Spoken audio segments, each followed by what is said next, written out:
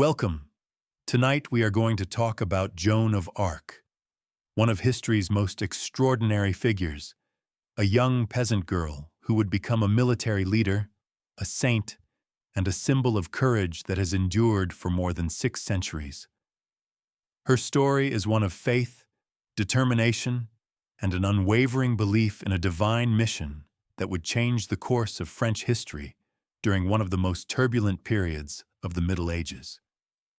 As we settle in for this journey through time, let us travel back to the early 15th century, to a France torn apart by war, political intrigue, and foreign occupation.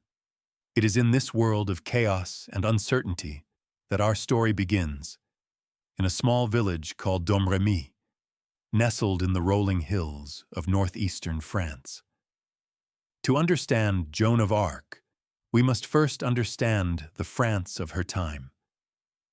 The year is 1412, and France has been locked in what would later be called the 100 Years' War with England for more than 7 decades. This was not a continuous conflict, but rather a series of battles, truces, and political maneuverings that would span from 1337 to 1453. The roots of this great conflict lay in complex questions of succession and territory. The English kings, who still held lands in France dating back to William the Conqueror, claimed the French throne itself. When the French king Charles IV died in 1328 without a male heir, his English nephew Edward III asserted his claim to the crown. The French nobility, however, chose Philip VI, a cousin of the late king, invoking Salic law which barred inheritance through the female line. This decision set in motion a catastrophic series of events. England, with its feared longbowmen and tactical innovations, won spectacular victories at Crécy in 1346 and Poitiers in 1356. The French king John II was captured at Poitiers and held for ransom, humiliating the French nobility and draining the kingdom's treasury. A temporary peace followed, but the conflict erupted again in 1415 when the young English king Henry V invaded France and won the stunning Battle of Agincourt. By the time Joan was born, around 1412, France was a divided and suffering nation. The Treaty of Troyes in 1420 had been a devastating blow to French sovereignty. Under its terms, King Charles VI of France, who suffered from bouts of insanity, recognized Henry V of England as his heir, disinheriting his own son, the Dauphin Charles. When both Charles VI and Henry V died in 1422, Henry's infant son was proclaimed King Henry VI of both England and France. But the Dauphin Charles, despite being written out of the succession, refused to accept this arrangement. He maintained his own court in the Loire Valley, particularly in the cities of Chinon and Bourges, claiming to be the rightful King Charles VII of France. Yet his position was precarious. He controlled only the southern portions of the kingdom. The English and their Burgundian allies held Paris, much of northern France, and were pushing south. The Dauphin's resources were limited, his treasury nearly empty, and his legitimacy questioned even by some of his own supporters. The common people of France suffered terribly during these years. Armies from both sides, along with bands of mercenaries and brigands, ravaged the countryside, burning villages, stealing crops and livestock, and terrorizing the population. Famine and disease were widespread. The social order that had provided some stability during the High Middle Ages was breaking down. It seemed as though France itself might cease to exist as an independent kingdom. This was the world into which Jeanne d'Arc, as she was known in her native tongue, was born. Domremy was a small agricultural village in the Duchy of Bar, on the border between territories loyal to the Dauphin and those allied with Burgundy and England. The village consisted of perhaps 50 families, most of them peasants who worked the land.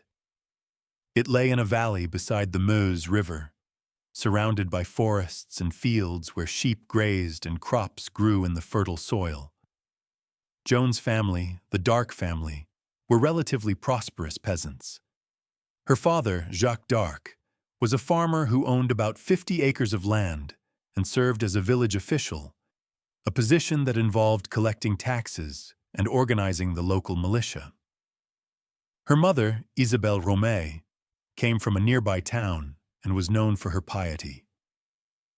Joan had 3 older brothers, Jacquemin, Pierre, and Jean, and a younger sister, Catherine. By the standards of medieval peasant life, the Darc family was doing reasonably well. The family home was a sturdy stone house with thick walls and a slate roof, more substantial than the wattle and daub cottages of poorer families. It stood near the village church, and young Joan could hear the bells ringing for Mass and the canonical hours throughout the day. These bells would later hold special significance in her life. Joan's childhood was typical for a peasant girl of her time. She did not attend school, as formal education was rare for children of her class, and nearly non-existent for girls. She never learned to read or write, though she was highly intelligent and articulate. Instead, her education came from her mother and the village community. She learned to spin and sew, essential skills for any woman of her era. She helped care for the family's livestock, particularly their sheep, spending long hours in the fields watching over the flock. By all accounts, Joan was a pious child, devoted to the church and its teachings. She attended Mass frequently, more often than was required, and had a special devotion to the Virgin Mary and various saints. Her mother taught her the basic prayers every Christian was expected to know: the Pater Noster, or Our Father, and the Ave Maria, or Hail Mary. Joan would often go to the village church to pray, and she was known to weep when she heard the suffering of Christ described during sermons. The village church was dedicated to Saint Remy, and nearby was a chapel dedicated to Our Lady of Bermont, where Joan frequently went to pray. She would later testify that she loved going to this chapel, even when her parents thought she was in the fields with the livestock.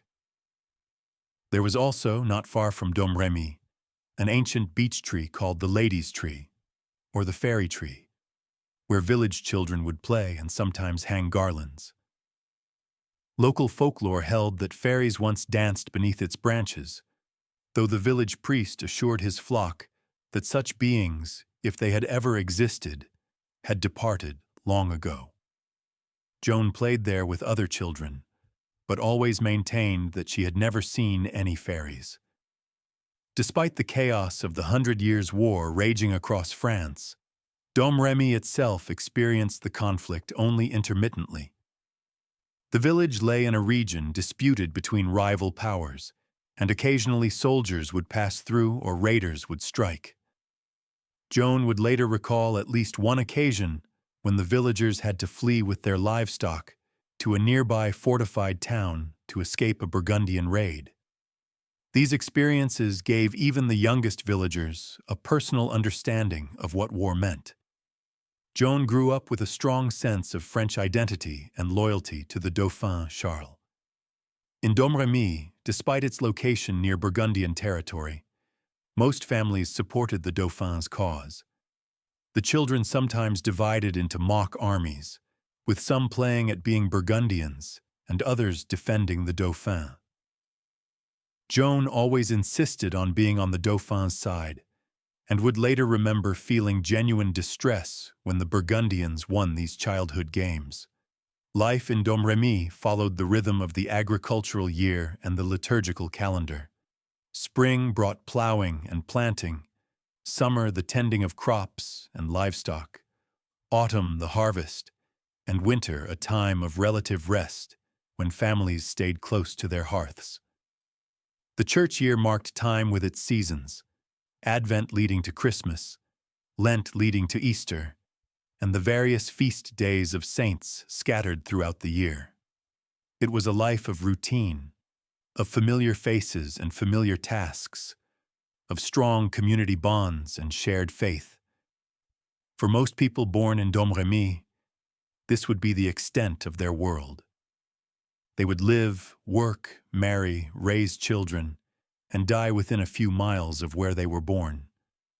But Joan of Arc was not destined for an ordinary life. Something extraordinary was about to happen that would change everything. Joan was about 13 years old when she first heard the voices. It was a summer day, around noon, and she was in her father's garden. She later described seeing a brilliant light and hearing a voice that frightened her at first. The voice told her to be good and to attend church regularly. She understood, even in that first encounter, that this was no ordinary voice, but something divine. The experience shook her to her core. She had not sought out mystical experiences, had not been fasting or engaging in extreme religious practices. She was simply a pious peasant girl going about her daily tasks when the supernatural broke into her life. The voice returned again and again, and gradually Joan came to recognize the speakers. She identified three main voices, which she called her counsel. The first was the archangel Michael, the great warrior angel who had cast Satan from heaven, the patron saint of soldiers and the protector of France. Saint Michael appeared to Joan in what she described as the form of a true man, surrounded by angels. He told her that Saint Catherine and Saint Margaret would come to her, and that she should follow their guidance. Saint Catherine of Alexandria and Saint Margaret of Antioch were two of the most popular virgin martyr saints of the Middle Ages. Both were early Christian martyrs who had refused to renounce their faith or marry pagan rulers, suffering torture and execution for their devotion to Christ. They were seen as models of courage and faithfulness, particularly for young women. Joan described them as wearing beautiful crowns and speaking in French, the language of her people. At first, the voices simply encouraged Joan in her spiritual life. They told her to be good, to go to church, to live virtuously. But as months and then years passed, their message became more specific and more demanding. They told her that she had a mission from God. She was to go to France, to help the Dauphin, and to see that he was properly crowned as the King of France. She was to break the siege of Orléans, a crucial stronghold on the Loire River that the English had been besieging since October 1428. Joan was stunned by this charge. She was an illiterate peasant girl with no military training, no connections to the nobility, no way to even reach the Dauphin's court, much less convince him to trust her with military authority. She protested to her voices, saying, "I am a poor girl. I do not know how to ride or fight." But the voices were insistent. They told her that God would help her, that she must trust in divine providence. For several years, Joan kept her experiences secret. She told no one about the voices, carrying this tremendous burden alone. Imagine the weight she must have felt, being given such a task while trapped in her simple village life. She continued her daily routines, caring for livestock, sewing, praying, but all the while hearing these divine voices telling her she must somehow save France. The voices came frequently, sometimes several times a week. Joan said she could see the saints as clearly as she could see the people questioning her. They were real to her, more real perhaps than the physical world around her. She would later testify that she took great comfort from them, that she experienced joy when they came and sorrow when they left. They became her constant companions, her guides, her source of strength. By 1428, when Joan was about 16, the situation in France had grown even more desperate. The English were tightening their grip on the country. In October of that year, they laid siege to Orléans. the last major stronghold loyal to the Dauphin on the Loire River. If Orléans fell, the entire Loire Valley would be open to English conquest, and the Dauphin's cause would likely be lost. The voices became more urgent. Joan had to act. Joan finally decided to share her secret. She confided in Durand-Lassois, a relative who lived in the nearby town of Buray-le-Petit. She told him that there was a prophecy that France would be ruined by a woman and restored by a virgin from the marshes of Lorraine. Some believed this prophecy referred to Queen Isabeau, who had signed the Treaty of Troyes disinheriting her own son, as the woman who ruined France. Joan believed she was the virgin who would save it. Durand was skeptical, as anyone would be, but he agreed to take Joan to Vaucouleurs, a nearby town loyal to the Dauphin, where the military commander Robert de Baudricourt had his headquarters. Perhaps influenced by Joan's absolute conviction, or perhaps simply willing to humor her, Durand brought her to the garrison town in May 1428. Joan's first meeting with Baudricourt was not successful. She told him that she had been sent by God to help the Dauphin, that the Dauphin should be crowned at Reims, and that she would break the siege of Orléans. Baudricourt thought she was insane. He told Durand to take her home and box her ears for good measure. It seemed Joan's mission was over before it had truly begun.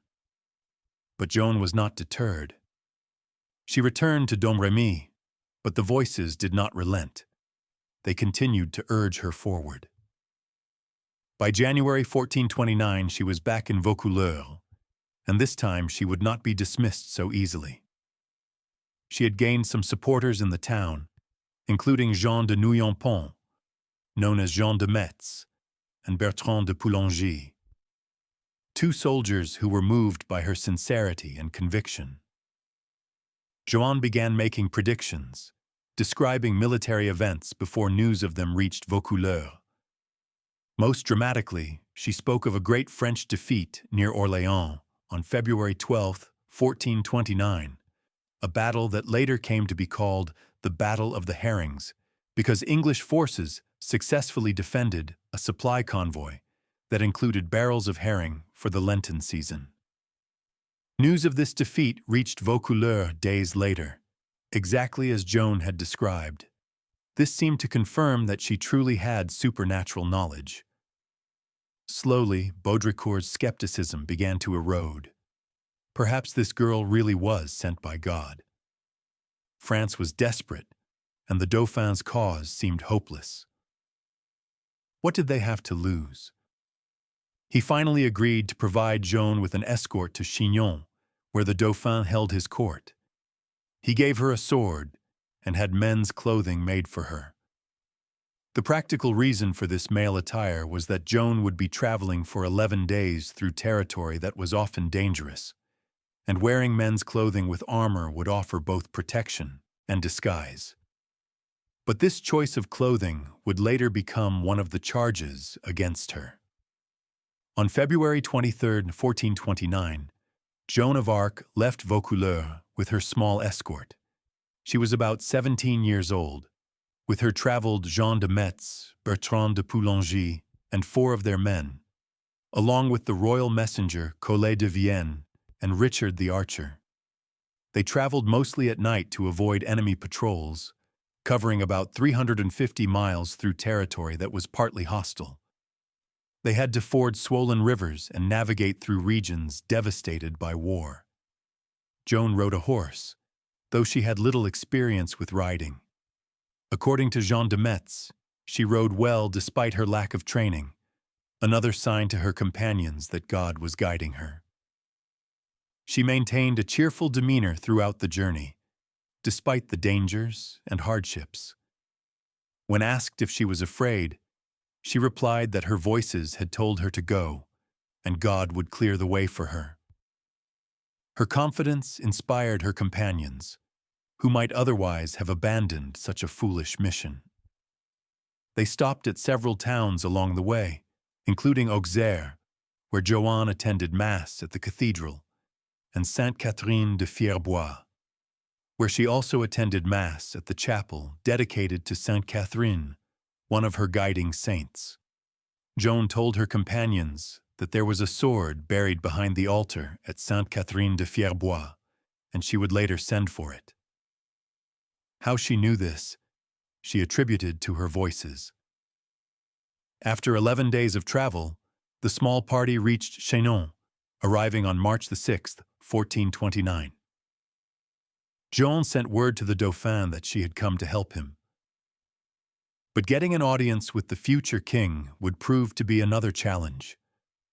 The Dauphin's court was filled with counselors and advisors who were skeptical of this peasant girl claiming to have visions from God. Some thought she was mad. Others feared she might be a witch sent by the enemy. 2 days passed while the court debated what to do about her. Charles VII, as the Dauphin would eventually be known, was in a difficult position. He was 26 years old, but his life had been marked by tragedy and insecurity. His father, Charles VI, had suffered from bouts of madness, sometimes not recognizing his own family or believing he was made of glass. His mother, Queen Isabeau, had signed the Treaty of Troyes that disinherited him.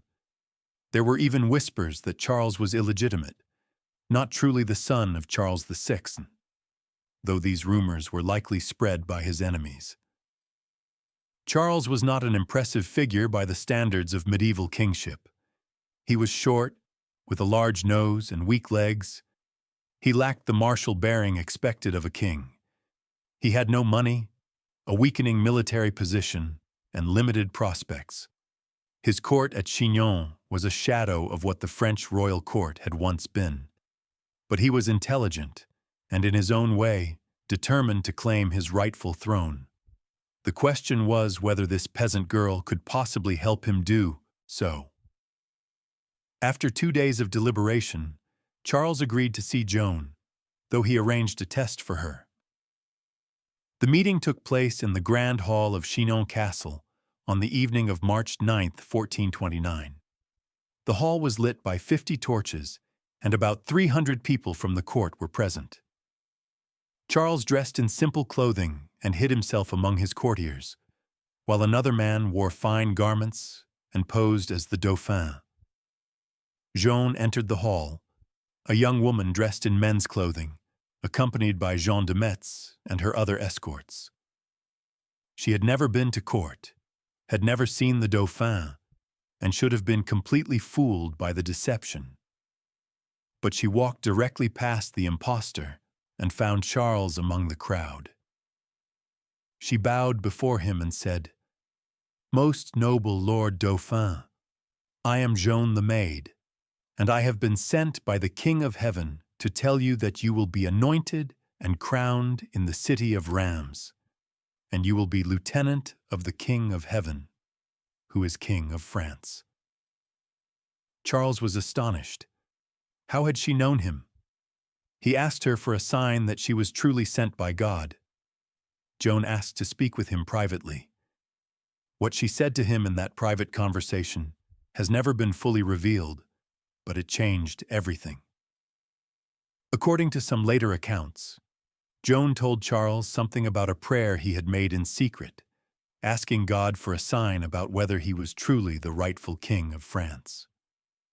She reassured him of his legitimacy and his divine right to the throne. When they emerged from their private conversation, Charles was convinced. He authorized his counselors to examine Joan thoroughly before he committed to her mission. She was sent to Poitiers, where theologians from the University of Paris, loyal to the Dauphin, questioned her for 3 weeks. These were learned men, experts in theology and canon law, and they interrogated her closely about her voices, her mission, and her faith. Joan handled their questions with remarkable skill and presence of mind. When they asked her to perform a miracle as proof of her divine mission, she replied that she had not come to Poitiers to perform miracles.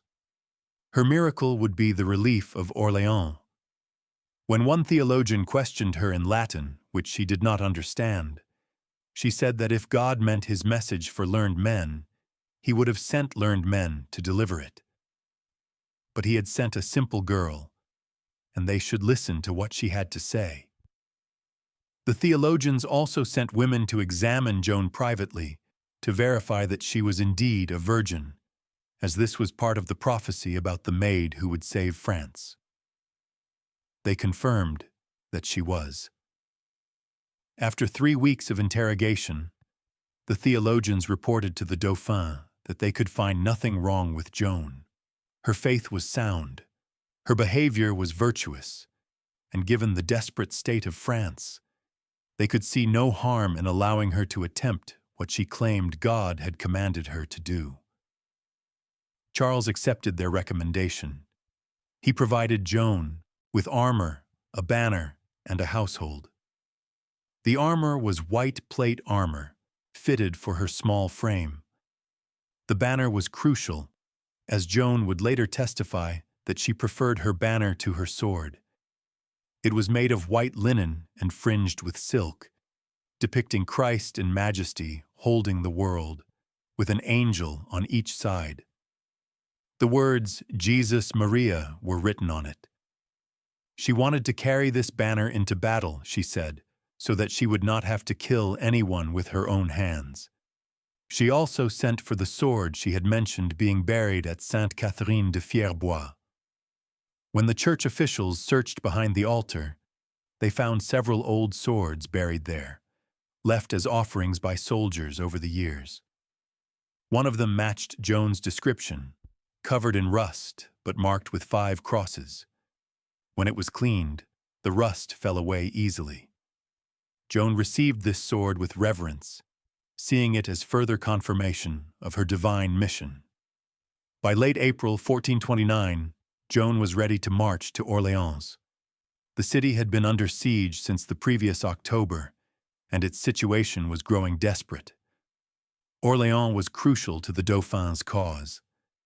It controlled the bridge over the Loire River and was the gateway to the southern territories still loyal to Charles. If it fell, the English could push south and likely end the war. The citizens had been holding out heroically, but their supplies were running low, and they had repulsed several English assaults at great cost. The English siege was not complete. The city was too large to be entirely surrounded by the English forces available.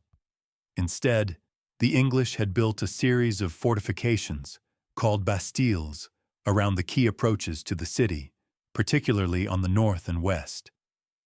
These bastilles were small forts that allowed the English to control access to Orléans while not committing to a full encirclement that would stretch their forces too thin. Joan left Blois, where French forces had gathered, on April 27, 1429, accompanied by an army that included some of the Dauphin's best captains. The Duke of Alençon, who would become one of Joan's closest supporters, the Marshal of France, Gilles de Rais, who would later gain infamy for very different reasons, La Hire, a rough soldier known for his fierce fighting, and Jean de Dunois, known as the Bastard of Orléans, the illegitimate son of a royal prince, and the commander of the city's defense.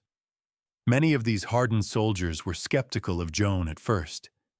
She was a young woman who had never seen battle, yet she claimed to have been sent by God to lead them to victory. But there was something about her absolute conviction that was compelling. She also insisted on certain conditions. The army had to confess their sins and drive away the camp followers and prostitutes who usually accompanied medieval armies. The men had to pray and attend Mass. Joan was not just bringing divine guidance, she was bringing moral reform. The army approached Orléans from the south, crossing the Loire with supplies for the besieged city. Joan entered Orléans on the evening of April 29, 1429, and was greeted with tremendous enthusiasm by the population. To them, she was the fulfillment of prophecy, a miraculous savior sent by God. Torches lit the streets as people crowded around her, trying to touch her or her horse, calling out blessings. Some wept with relief that help had finally come. Joan met with Jean de Dunois and the other commanders to plan the relief of the city. The English held several bastilles around Orléans, and these would have to be taken if the siege was to be broken. Joan was eager to attack immediately, but the more experienced commanders counseled caution. They needed to assess the situation and plan their assaults carefully. On May 4th, the French attacked the Bastille of Saint-Lô, east of the city. This was Joan's first experience of actual combat. She rode with the troops, carrying her banner, shouting encouragement. The fighting was fierce, but the French succeeded in capturing the fort. Joan was horrified by the bloodshed and wept at seeing men die, both French and English. But her voices had told her this was necessary, that victory would come. The next major assault came on May 6th, targeting the Bastille of Les Augustins on the south side of the Loire, near the main English fort at Les Tourelles, which guarded the bridge into the city. Joan led the attack personally, and again the French were victorious after hard fighting. She had her horse shot from under her during the battle but was uninjured. The French spent the night in the captured fort, preparing for the assault on Les Tourelles the next day. May 7, 1429, would be remembered as one of the most important days in French history. The assault on Les Tourelles began early in the morning. This was the strongest English position, well fortified and defended by experienced troops under the command of William Glasdale. The French had to attack across the bridge and the raised section of earthwork leading to the fort. English arrows rained down on them, and the fighting was brutal. Joan was at the forefront of the attack, carrying her banner and urging the men forward. Around midday, she was struck by an arrow that pierced her shoulder between her neck and her collarbone. She was carried from the battle, and the arrow was pulled out. Some accounts say she wept from the pain and fear. She reportedly refused any magical charms for healing, accepting only olive oil and lard to bind the wound. She prayed, and then, despite the injury, returned to the battle. The French had been fighting all day and were growing exhausted. Some commanders suggested breaking off the attack and resuming the next day, but Joan insisted they would take Les Tourelles before nightfall. Her voices had told her so. She had her banner brought forward and resumed her position at the front of the assault. Inspired by her courage and her certainty of victory, the French troops rallied and renewed their attack with fierce energy. The assault succeeded. The English defenders, who had fought bravely throughout the day, finally broke under the relentless pressure. William Glasdale, the English commander, tried to retreat across a drawbridge, but it collapsed under the weight of men in armor. He and many others drowned in the Loire. The French captured Les Tourelles. The siege of Orléans was essentially broken. On May 8th, the English forces that remained outside Orléans drew up in battle formation, expecting the French to attack them. Joan led the French army out of the city, but she refused to attack them on a Sunday. The two armies faced each other for about an hour, and then the English withdrew, abandoning their remaining bastilles and ending the siege. Orléans was free. The relief of Orléans was an astonishing achievement. The English had been confident of taking the city. Their siege had been going well, and they had superior forces and positions. But in just 4 days of fighting, a 17-year-old peasant girl had led the French to break a siege that had lasted 7 months. The news spread throughout France and beyond, electrifying the Dauphin's supporters and sending shockwaves through English-held territories. Joan was now famous, hailed as the Maid of Orléans, a divinely sent savior. With Orléans freed, Joan immediately wanted to push forward. Her mission was not complete. Her voices had told her that the Dauphin must be crowned at Reims, the traditional site of French royal coronations. But Reims was in English-held territory, deep in the north. To reach it, the French would have to clear the Loire Valley of English garrisons and secure a path through potentially hostile regions. Joan urged the Dauphin to march immediately to Reims, but Charles and his advisors were cautious. They wanted to secure their gains and consolidate their position. Joan persisted, and eventually a compromise was reached. The army would first clear the remaining English strongholds along the Loire, demonstrating French strength and securing the supply lines, before attempting the bold march to Reims. In June 1429, Joan accompanied the French army as they advanced along the Loire. The Duke of Alençon was the nominal commander, but it was clear that Joan's presence and her reputation were the driving forces behind the campaign. The army moved against the English garrison towns of Jargeau, Meung-sur-Loire, and Beaugency. At Jargeau on June 12th, Joan was again in the thick of the fighting. She was struck on the head by a stone thrown from the town's defenses, hard enough to knock her down. Her helmet saved her from serious injury, but the impact must have been tremendous. Once again, she recovered quickly and urged the assault forward. Jargeau fell to the French. Then came the stunning French victory at the Battle of Patay on June 18th. The English army, retreating from their positions along the Loire, was caught by the Somme pursuing French forces.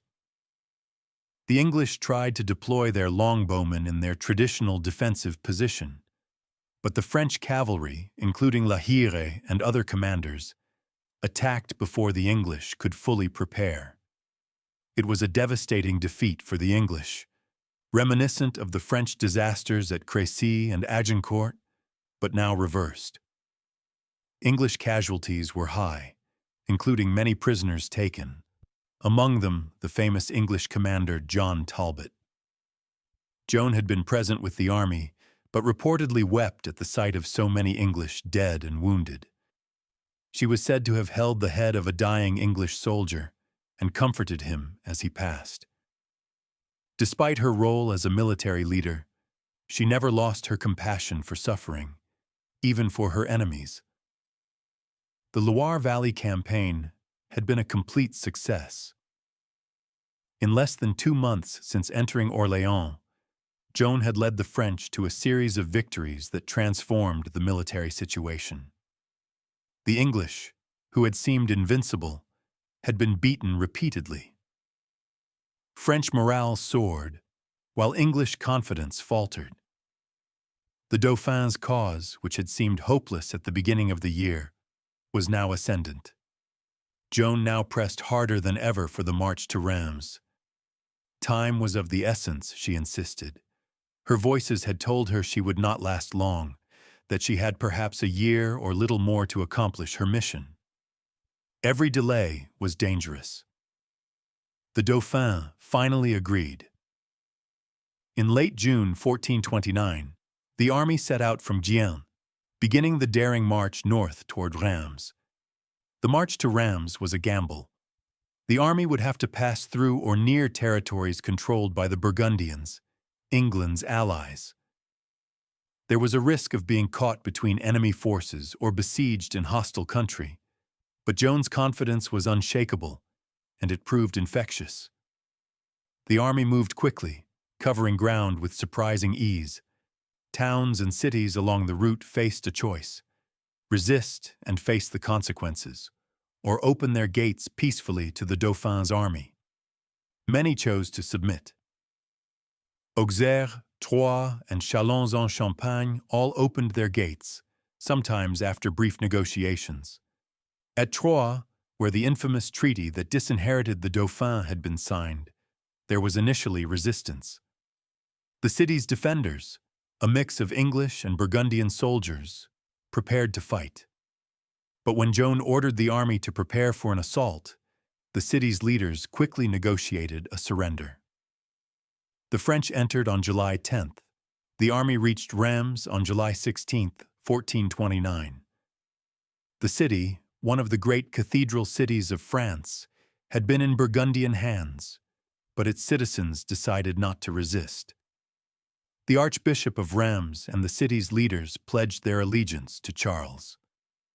After so many years of exile and precarious existence, the Dauphin was finally in Reims, ready to be crowned in the cathedral where French kings had been consecrated for centuries. The coronation took place on July 17, 1429, in the magnificent Reims Cathedral. The Gothic cathedral, with its soaring vaults and glorious stained glass, was packed with nobles, clergy, and common people who had come to witness this historic moment. The ceremony followed the ancient rites of French kingship. Charles was anointed with the holy oil from the sacred ampulla, said to have been brought from heaven by a dove at the baptism of Clovis, the first Christian king of the Franks, 1,000 years earlier. Joan stood near the altar during the ceremony, holding her banner. When asked later why her banner was present at the coronation, she said simply, "It had borne the burden, so it was right that it should share the honor." It was a moment of triumph. The peasant girl from Domremy had accomplished what had seemed impossible. The Dauphin was now the anointed King Charles VII of France. His legitimacy, so long questioned, was now confirmed by the most sacred ceremony of French kingship. After the coronation, Joan knelt before the newly crowned king and embraced his knees, weeping. Some accounts report her saying, "Noble king, now is accomplished the will of God, who wanted me to raise the siege of Orléans and to bring you to this city of Reims to receive your holy consecration, showing that you are the true king and the one to whom the kingdom should belong." It was the peak of Joan's earthly glory. She had fulfilled the main part of her mission. The voices had told her to relieve Orléans and see the king crowned at Reims, and both tasks were accomplished. She was not yet 18 years old, but Joan's mission was not truly complete in her own mind.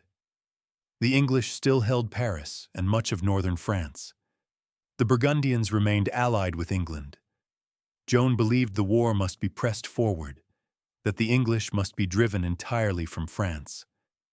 Her voices, she said, continued to guide her, though what exactly they told her during this period became less clear in her later testimony.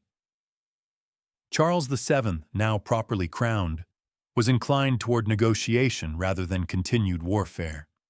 His advisors urged caution.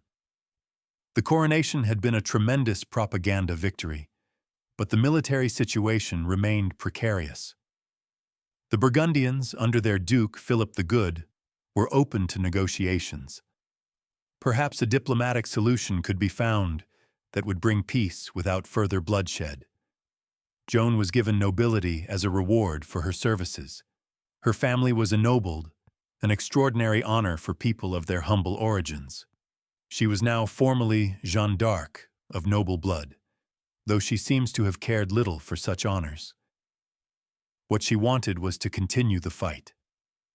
The French army made an attempt on Paris in September 1429. Paris was the largest city in France and had been in English and Burgundian hands for years. Capturing it would be another stunning blow to English power. But the assault on September 8th failed. Joan was again at the forefront of the attack, but the city's defenses were strong, and the French troops were not as motivated as they had been during the Loire campaign or the march to Reims.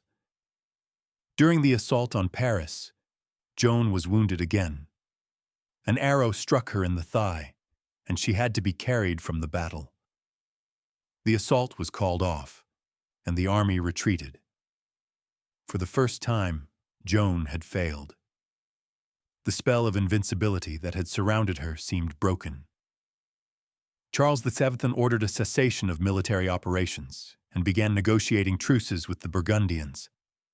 Joan spent the winter of 1429–1430 with the court, frustrated by the inactivity.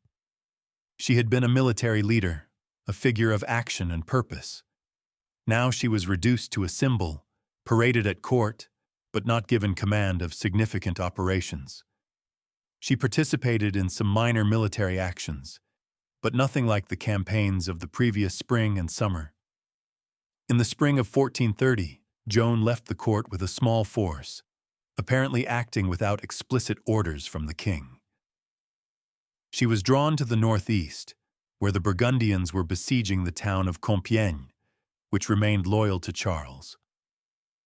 Joan felt compelled to help defend the town. She entered Compiègne in mid-May and participated in a sortie against the Burgundian besiegers on May 23rd. The sortie did not go well. The French forces were outnumbered and forced to retreat back toward the town. Joan was with the rear guard, trying to cover the retreat of her men. As the French troops fell back across the bridge into Compiègne, Joan was cut off. Burgundian soldiers surrounded her. She fought to break free, but there were too many. She was pulled from her horse and captured. The Maid of Orléans, the warrior virgin who had seemed invincible, who had claimed she was protected by God, was now a prisoner. It was a disaster.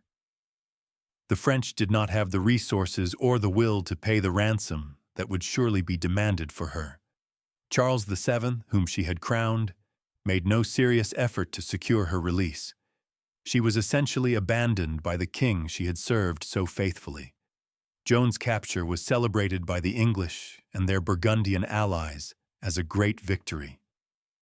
The woman who had reversed their fortunes, who had inspired the French to resistance and victory, was now in their power. But what should be done with her? She was not an ordinary prisoner of war. She could not simply be held for ransom or exchanged. She was too dangerous, too symbolic. The Burgundians held Joan initially, but negotiations soon began for her transfer to English custody. The English were willing to pay 10,000 livres, a substantial sum, for her. The Duke of Bedford, the English regent in France, wanted Joan tried by the church for heresy and witchcraft. If they could discredit her, prove that her victories had been the work of the devil rather than God, it would undo much of the damage she had done to English morale and claims in France. In November 1430, Joan was sold to the English.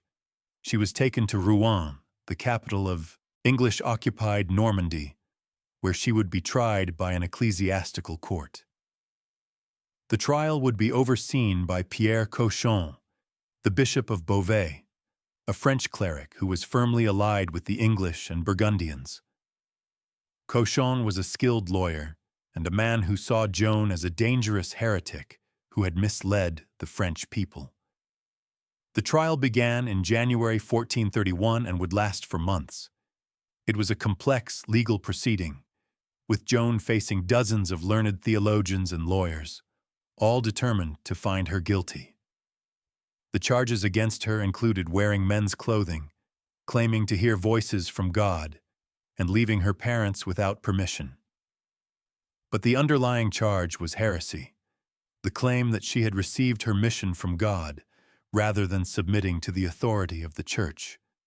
Joan was held in a military prison rather than a church prison, a violation of normal procedure for someone being tried by an ecclesiastical court. She was guarded by English soldiers who, by some accounts, taunted her and may have threatened worse. She was kept in chains. She had no legal counsel to advise her, facing her accusers alone. Despite these disadvantages, her performance during the trial was remarkable. The trial records, which survive, show Joan defending herself with intelligence and courage. When asked trick questions, she often gave clever answers that avoided the traps set for her. When asked if she knew she was in God's grace, a question with no good answer, claiming to know would be presumptuous, claiming not to know would suggest she was outside grace, she replied, "If I am not, May God put me there. And if I am, may God keep me there. It was a brilliant response that her interrogators could not fault. She insisted that her voices were real, that she had truly been sent by God to help France. She defended her wearing of men's clothing as necessary for her protection and for her military role. She refused to submit her visions to the judgment of the church authorities, saying that she answered to God alone. This refusal was crucial. If she had submitted, admitting that her voices might have been deceptions, she might have saved her life. But she would not deny her voices. They were the foundation of everything she had done, the core of her identity. The interrogations were exhausting.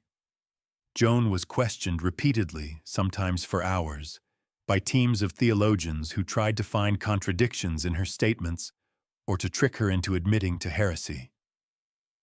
She was a 19-year-old woman with no education, facing some of the most learned men in Europe, and yet she held her own. But the outcome was never really in doubt. The court was determined to find her guilty. One of the key charges was her wearing of men's clothing. Joan explained that she wore men's clothing for practical reasons, for protection, and because her voices had told her to do so.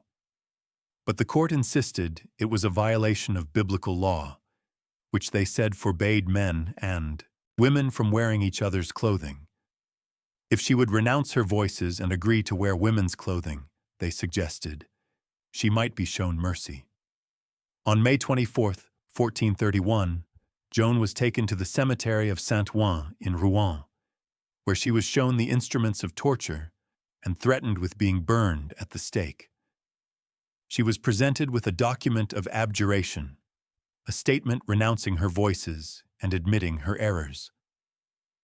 Faced with the immediate threat of death, exhausted and alone, Joan signed the document. She agreed to wear women's clothing and to obey the church. She was taken back to prison, her sentence commuted to life imprisonment. But within days, Joan recanted. She resumed wearing men's clothing. When asked why, she said her voices had reproached her for her weakness in denying them, and that she had been wrong to abjure. According to some accounts, the guards had taken away her women's clothing and left only men's clothing for her, forcing her into a situation where she would violate the terms of her abjuration. For the court, this was the evidence they needed. Joan was a relapsed heretic, someone who had confessed her errors and then returned to them. Under church law, the penalty for relapsed heresy was death. Pierre Cauchon and his fellow judges declared Joan a heretic and turned her over to the secular authorities for execution. On the morning of May 30th, 1431, Joan was taken from her prison cell and brought to the Old Market Square in Rouen. A crowd had gathered to witness the execution. Joan was about 19 years old. She had not seen her family since leaving Domremy 3 years earlier. She had crowned a king, won battles, changed the course of history, and now she would die. Condemned as a heretic by the very church to which she had been so devoted. A tall stake had been erected, with wood piled around it. Joan would be burned at the stake, a common punishment for heresy. She asked for a cross, and an English soldier made a simple cross from 2 sticks and gave it to her. She kissed it and placed it inside her clothing, next to her heart. She also asked for a proper crucifix from the nearby church, and a priest brought one. Holding it before her as she was bound to the stake, Joan prayed loudly, calling on God, Jesus, Mary, and her saints. She wept, but she did not recant. Even at the last moment, she could have saved herself by admitting that her voices were false, but she would not. Her voices were real to her, more real than the fire that was about to consume her. The executioner lit the fire. The flames rose quickly.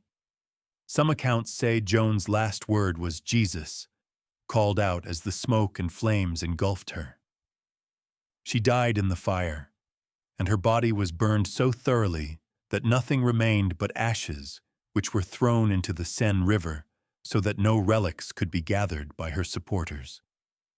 The English intended Joan's execution to be the end of her influence. They wanted to show that she was a heretic and a fraud, that her victories had been the work of darkness rather than light. But the execution had the opposite effect. In death, Joan became more powerful than she had been in life. News of Joan's execution spread quickly through France and Europe. For many French people, she was a martyr, a holy woman murdered by her enemies. The English and their Burgundian allies tried to maintain that she had been justly executed as a heretic, but this narrative became harder to sustain as years passed, and the full irregularities of her trial became known. Charles VII, the king Joan had crowned, eventually took action to rehabilitate her memory. In 1456, 25 years after her death, a new trial was convened to examine the first trial's proceedings. Pope Calixtus III authorized the investigation, and a papal court reviewed all the evidence. They heard testimony from witnesses who had known Joan, including her family members, friends from Domremy, and soldiers who had fought alongside her. The papal court declared that the original trial had been conducted fraudulently, that Joan had been unjustly condemned, and that she was innocent of all charges.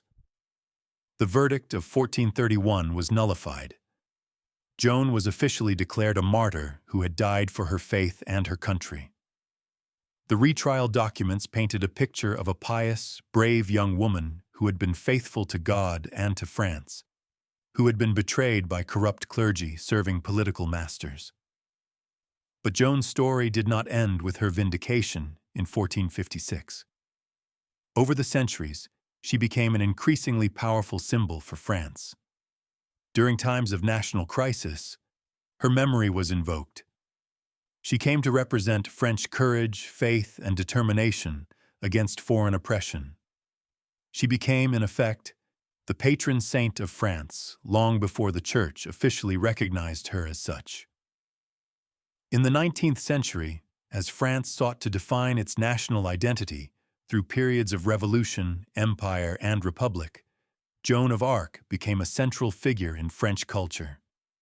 Historians, poets, playwrights, and artists produced countless works about her. She was claimed by different political factions. Republicans saw her as a woman of the people who had stood against corrupt authority. Monarchists saw her as the savior of the French crown. The Church saw her as a model of faith and obedience to divine will. The movement to canonize Joan as a saint gained momentum in the late 19th and early 20th centuries. In 1909, she was beatified by Pope Pius X. On May 16, 1920, she was canonized as a saint by Pope Benedict XV. The peasant girl from Domremy who had been burned as a heretic was now Saint Joan of Arc, recognized by the Universal Church as a holy woman whose life and death were exemplars of Christian virtue. Today, Joan of Arc remains one of the most studied and celebrated figures of the Middle Ages. Her story has been told and retold in countless forms. Books, films, plays, operas, paintings, and sculptures. She appears on French coins and stamps. Her feast day, May 30th, the anniversary of her death, is celebrated in France and by French communities around the world. How do we understand Joan of Arc from our perspective, centuries after her death? The historical facts of her life are well documented, but the inner reality of her experience, the nature of her voices, remains mysterious and perhaps ultimately unknowable. Some historians and scientists have attempted to explain Joan's voices through medical or psychological conditions. Various theories have been proposed. She suffered from epilepsy or schizophrenia, or had temporal lobe lesions that produced auditory hallucinations. She might have experienced what we would now call religious delusions or psychotic episodes. Others suggest that Joan was simply extremely pious and imaginative, that in the religious culture of her time, she interpreted her own thoughts and convictions as divine voices, because that was the framework available to her for understanding strong inner experiences. In this view, her voices were her own intuition and intelligence, projected outward as supernatural communication because that made sense to her. Still others maintain that we should take Joan at her word, that she experienced genuine mystical visions, and that God truly did speak to her through the saints she venerated. In this view, Joan was one of those rare individuals who have direct contact with the divine, a prophet and a saint whose experiences transcend naturalistic explanation. What we can say with certainty is that Joan believed absolutely in her voices. They were real to her, and she was willing to die rather than deny them. Whether we interpret her experiences as medical, psychological, cultural, or genuinely supernatural, the fact remains that she acted on them with extraordinary courage and effectiveness. She changed the course of history. It is also worth considering what Joan's story tells us about the possibilities of human agency and courage. She was a peasant girl in a society that offered peasants, and especially peasant women, almost no opportunity for self-determination or public action. She had no power, no position, no education, no wealth. Everything in her society told her that her place was to obey her parents, marry, have children, and live out her life in obscurity.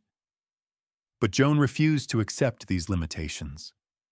She believed she had a mission from God, and she pursued it with absolute determination. She convinced men with power to listen to her and to trust her. She led armies in battle. She changed the fate of a kingdom. And she did all of this while maintaining her own sense of identity and purpose, never becoming merely a tool of the powerful men around her. There is something profoundly inspiring about this, regardless of how we interpret the supernatural elements of her story. Joan of Arc reminds us that ordinary people can do extraordinary things, that circumstances do not entirely determine destiny, and that courage and conviction can overcome seemingly impossible obstacles. From a purely military perspective, Joan of Arc's impact was remarkable. She was not a trained tactician or strategist. She had no formal education in the arts of war. Yet her presence changed the dynamics of battles and campaigns in measurable ways. Part of this was surely psychological. The French soldiers, who had grown accustomed to defeat and had developed a sense of English military superiority, suddenly believed they could win. Joan's absolute conviction that God was on their side and that victory was certain gave them courage. Medieval warfare often depended heavily on morale. Soldiers who believed they would win fought more effectively, while those who expected defeat were easily routed. But Joan also seems to have had good tactical instincts. She favored aggressive action, direct assaults, and maintaining momentum, while many of the more experienced French commanders had become cautious and defensive. Her insistence on attacking the Bastilles around Orléans, rather than waiting for the siege to be lifted by other means, proved correct.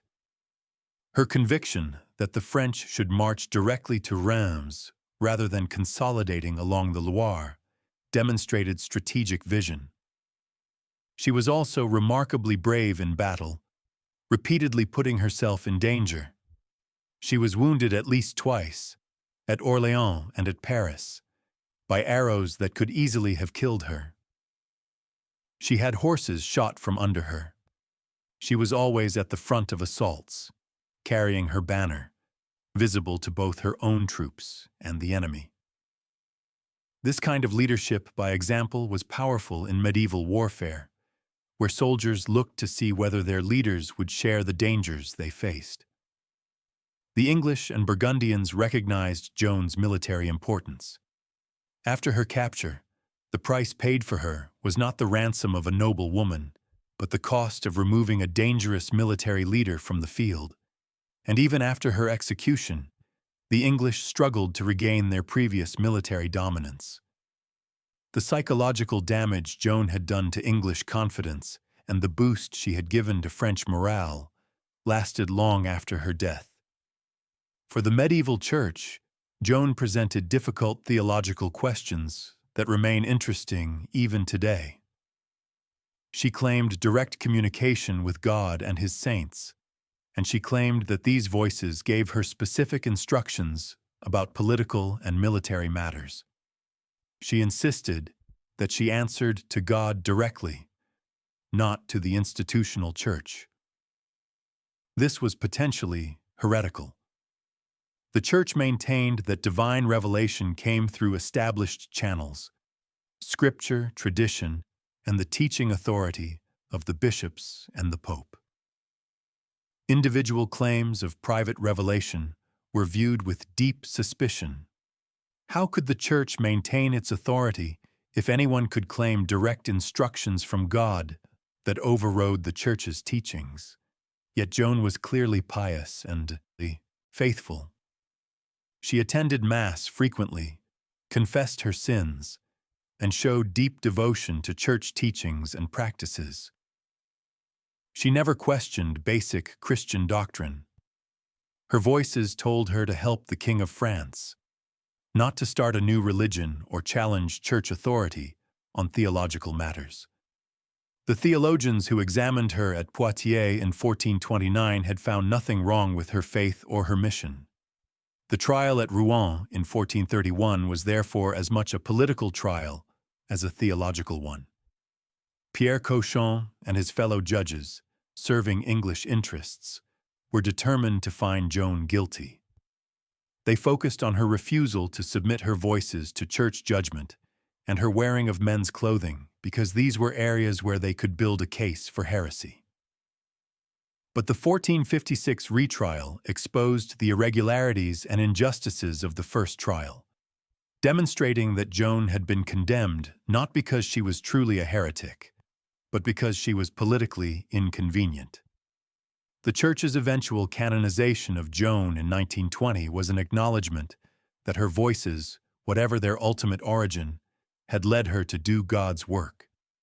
She had saved France, helped restore the legitimate king to his throne, lived a virtuous life, and died rather than deny her faith. These were the marks of a saint, and the Church recognized them as such. Few historical figures have inspired as much artistic representation as Joan of Arc. From the 15th century to the present day, artists, writers, and composers have been drawn to her story. In the visual arts, Joan has been depicted in countless paintings and sculptures. Artists have been fascinated by the paradox of the warrior virgin, the young woman in armor who claimed divine guidance. She appears in art as both martial and pious, fierce and gentle, heroic and tragic. Some of the most famous works include the 19th century paintings by Jean-Auguste Dominique Ingres and Jules Bastien Lepage, and the numerous statues of Joan, including the gilded equestrian statue in the Place des Pyramides in Paris. In literature, Joan has been the subject of poems, novels, and plays. William Shakespeare portrayed her, though not favorably, in his play Henry VI, Part 1, written about 150 years after her death. In Shakespeare's version, Joan is a witch who consorts with demons, reflecting the English propaganda about her that lingered in popular culture. But by the 19th century, more sympathetic portrayals emerged. Mark Twain, the great American writer, wrote Personal Recollections of Joan of Arc in 1896, a work he considered his finest, though it is less well known today than his more famous novels. George Bernard Shaw's 1923 play Saint Joan is perhaps the most important literary work about her in the 20th century, presenting Joan as a proto-Protestant and a forerunner of modern nationalism. In music, Joan has inspired operas by composers, including Tchaikovsky and Verdi. The French composer Charles Gounod wrote an operatic work about her, as did several other composers. Her story, with its dramatic arc from triumph to tragedy, lends itself naturally to operatic treatment. In film, Joan of Arc has been portrayed by many actresses, from the silent era to the present day. Notable portrayals include those by Ingrid Bergman, Jean Seberg, and Mila Jovovich. Each era seems to find in Joan something that speaks to its own concerns: faith, nationalism, feminism, the conflict between individual conscience and institutional authority. In modern times, Joan of Arc has become an important figure for feminist historians and activists. She was a woman who took on roles completely forbidden to women in her society and succeeded in them. She commanded armies, influenced kings, and shaped the course of history, all while maintaining that she was acting under divine authority that superseded human conventions. Joan never explicitly challenged the social order of her time or argued for women's equality in general. She claimed only that God had given her a specific mission that required her to do things normally reserved for men. Yet in doing so, she demonstrated that women were capable of leadership, strategy, courage, and influence at the highest levels. Her trial and execution also highlight the ways in which powerful men could destroy a woman who threatened the established order. The charges against her, particularly regarding her wearing of men's clothing, were in many ways about gender non-conformity. She was punished for stepping outside the role society prescribed for women. At the same time, Joan complicates simple feminist narratives. She was deeply religious and claimed to be acting on divine authority, not on the basis of any proto-feminist ideology. She did not challenge church teachings about women's proper roles, except insofar as her own divine mission required. She remains devoutly Catholic and has been claimed by conservative and traditional religious groups as much as by feminists. This complexity is part of what makes Joan enduringly fascinating. She cannot be reduced to a simple symbol or appropriated entirely by any one political or ideological movement. She was a real person who lived in a specific historical context, motivated by beliefs and experiences that may seem strange to modern secular minds, yet whose courage and achievements remain universally admirable. For France, Joan of Arc occupies a unique place as a national symbol. Unlike many national heroes who were kings, generals, or nobles, Joan was a peasant, someone from the common people who rose to greatness. She represents the idea that France is not just its rulers or its aristocracy, but all its people. That anyone, no matter how humble their origins, can embody and defend the nation. Different French regimes and political movements have claimed Joan. The monarchists saw her as the savior of the French crown. The Republicans saw her as a daughter of the people who had opposed corrupt authorities. Bonaparte honored her memory. During World War I, her image was used extensively in French propaganda to inspire resistance against German invasion. During World War II, both the Vichy regime and the Free French forces claimed her legacy. The far right in France has particularly embraced Joan of Arc, seeing in her a symbol of French nationalism and resistance to foreign influence. Each year on May 1st, the French far right holds rallies honoring her. This has led to controversy, as others argue that Joan's legacy should not be monopolized by any political faction. The truth is that Joan of Arc is large enough as a historical figure to contain multiple meanings and interpretations. She was a patriot who fought for France, but she was also motivated primarily by religious faith rather than nationalism in the modern sense. She helped restore the monarchy, but she was not herself part of the ruling elite. She challenges simple political categorization, which is perhaps one reason she continues to fascinate people across the political spectrum. For Catholics, Joan of Arc is Saint Joan, a canonized saint whose feast day is celebrated on May 30th. Her life is seen as an example of faith, courage, and obedience to God's will. She is considered a patron saint of France, of soldiers, and of prisoners. Her story raises profound questions about the relationship between divine will and human action, about how God might work through ordinary people to accomplish extraordinary things, and about the nature of divine guidance and personal faith. She believed absolutely that she heard the voices of saints and angels, and she was willing to die for that belief.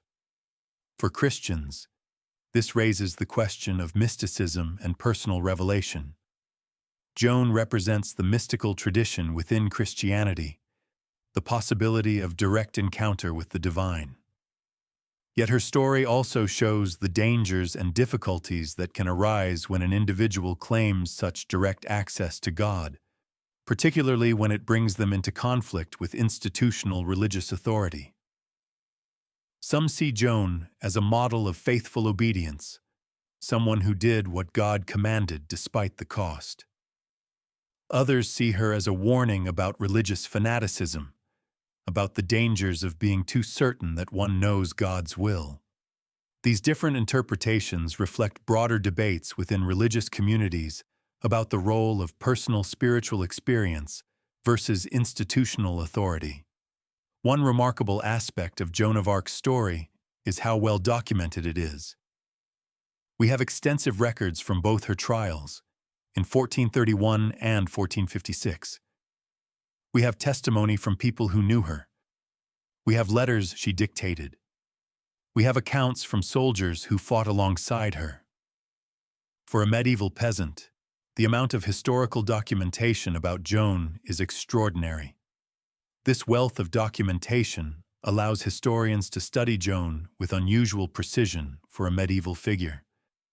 We know a great deal about what she said, what she did, how others perceived her, and what happened to her. Yet despite all this documentation, or perhaps because of it, Joan remains enigmatic. The facts of her life are clear, but their interpretation remains contested. The trial records in particular are fascinating historical documents. They show Joan's voice directly, her words recorded by scribes as she answered her interrogators. We can read her clever responses to trick questions, her insistence on the reality of her voices, her courage in the face of death. These records have been studied by historians, theologians, psychologists, and literary scholars, each bringing their own perspective to understanding this remarkable young woman. The 1456 retrial testimonies add another dimension, giving us the perspectives of people who had known Joan before she became famous. Her childhood friends, her relatives, the people of Domremy, all testified about what she had been like as a young girl. These testimonies paint a picture of a pious, kind, but also determined and strong-willed person, someone who seemed marked for something special even before her voices came. As we come to the end of this journey through Joan of Arc's life, what lessons might we draw from her story? What does her life mean, not just as history, but as an example or inspiration? First, Joan's life teaches us about the power of conviction and courage. She believed absolutely in her mission, and that belief gave her the strength to do things that seemed impossible. She convinced powerful men to listen to her, led soldiers into battle, and changed the course of history. This reminds us that determination and courage can accomplish extraordinary things. Second, Her story speaks to the possibility of individual agency even in circumstances that seem to offer no opportunity. Joan was born into a position of powerlessness, a peasant girl in a patriarchal society during a time of war and chaos. Nothing about her circumstances suggested she could have any influence on great events. Yet she found a way to act, to make a difference, to leave a mark on history that has endured for centuries. Third, Joan's faithfulness to her beliefs, even unto death, raises questions about integrity and the cost of conviction. She could have saved her life by recanting, by admitting that her voices were false. But she would not deny what she believed to be true. This kind of moral courage is rare and admirable, though it also invites us to think about the difference between faithful conviction and dangerous fanaticism. Fourth, her story reveals the complexities of power and justice. Joan was used by powerful men when she was useful to them, then abandoned when she was no longer needed. King Charles VII, whom she had crowned, made no serious effort to rescue her when she was captured. The Church, to which she was devoted, condemned her as a heretic to serve political purposes. Her eventual vindication came too late to save her life. This reminds us to be critical of institutions and power structures, to ask who benefits and who suffers when great events unfold. Finally, Joan's legacy shows us how historical figures can take on meanings beyond their own lives and intentions. Joan fought to help the Dauphin Charles claim his throne. She saw herself as serving God and France in a specific historical moment. She could not have imagined becoming a saint, a national symbol, a feminist icon, or a figure studied and celebrated 6 centuries after her death. Her story has been told and retold, adapted and interpreted in countless ways. She has become a canvas onto which different eras and cultures project their own values and concerns.